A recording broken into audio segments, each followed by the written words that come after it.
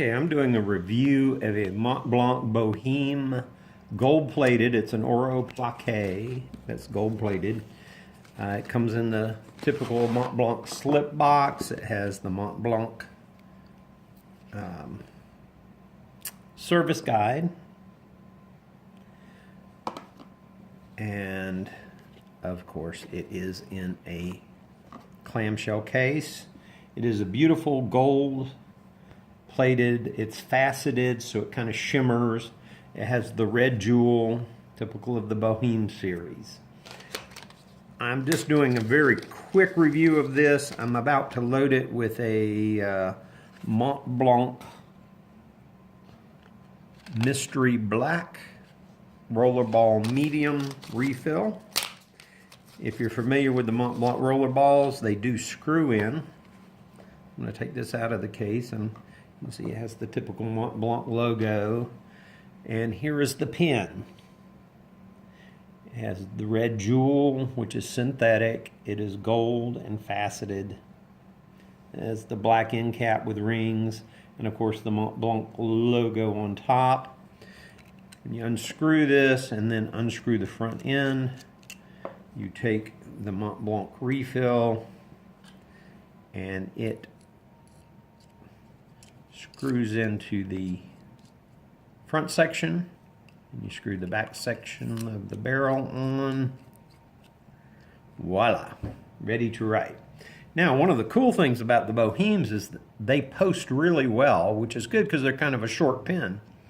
For people with big hands, it's nice that they added this touch. The cap actually screws on the back, and yet it doesn't look like a bunch of nasty screws back there. Somehow they've managed to design it in such a way that it's not really that noticeable, but it screws on, which gives you a very secure way to carry the pen. I typically will write in one of these rodeo pads with any pen, even if it's not a fountain pen. All right, and this is a Montblanc medium refill. Of course, you can change. One of the cool things about rollerballs is you can easily change the size you write by changing your refill.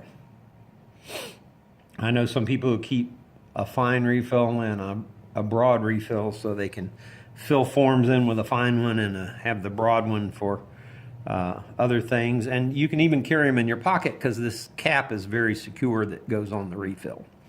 All right, so writing is effortless. It is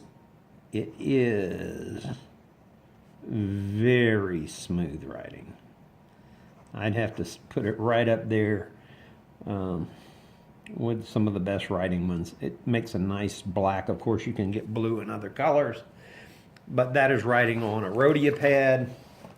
Like I said, this is going to be a quick review, so I'm going to kind of rush through things. It writes very well on ledger pads, and you will notice no bleed through. And it's very good for writing in a journal.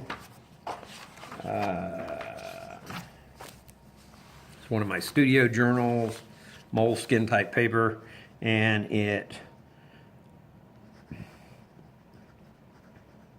writes a nice black line and writes very quickly.